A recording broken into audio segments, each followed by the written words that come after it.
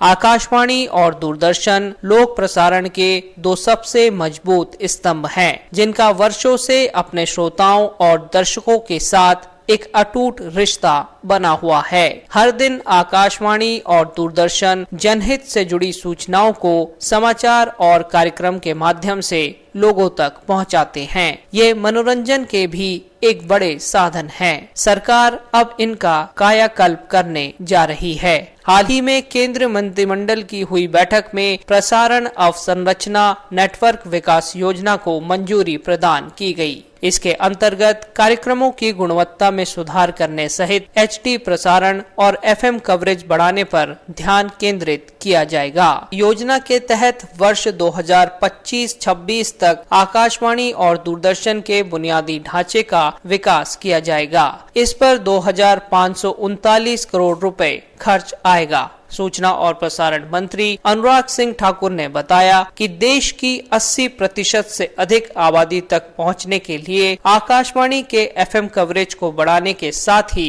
सीमावर्ती क्षेत्रों में रहने वाले लोगों को DD free dish DTH setup box भी वितरित किए जाएंगे।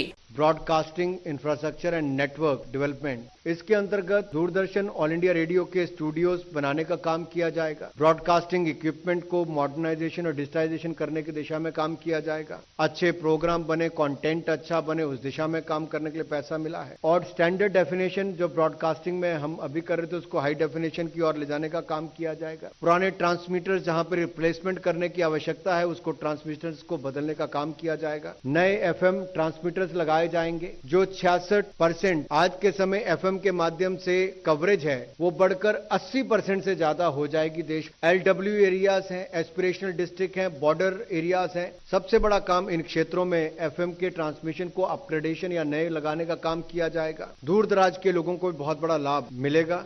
दूरदर्शन के 28 क्षेत्रीय चैनलों में हाई डेफिनेशन कार्यक्रम शुरू होंगे। दूरदर्शन नेटवर्क की 31 समाचार इकाइयों को भी कारगर तरीके से समाचार एकत्रित करने के लिए नवीनतम उपकरणों से लैस कर आधुनिक बनाया जाएगा। HD TV चैनलों को अपलिंक करने के लिए पोर्ट ब्लेयर सहित 9 दूरदर्शन केंद्रों के अर्थ स्टेशन भी अपग्रेड होंगे।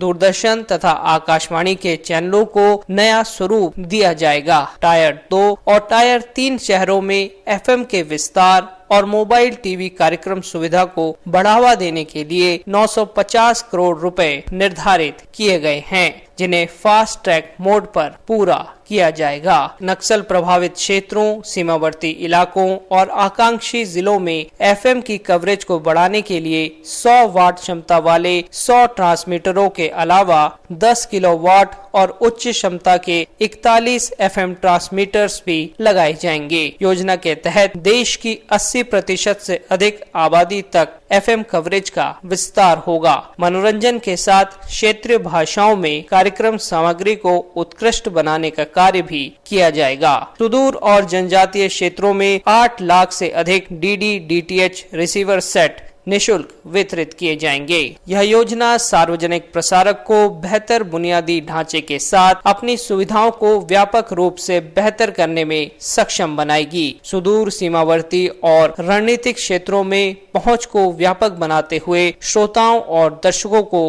उच्च गुणवत्ता युक्त कंटेंट प्रदान किया जाएगा। इस योजना की एक अन्य प्रमुख प्राथमिकता अधिक चैनलों को समायोजित कर DTH प्लेटफॉर्म की क्षमता विकसित करने की भी है। इसके साथ ही OB वैन की खरीद दूरदर्शन एवं आकाशवाणी के स्टूडियो को HD स्तर पर तैयार किया जाएगा। प्रसारण क्षमताओं के विकास और बेहतर कंटेंट सृजन करने से रोजगार के भी कई अवसर प्राप्त होंगे। नई तकनीक का इस्तेमाल कर दर्शकों को सूचनाएं पहुंचाई जाएंगी।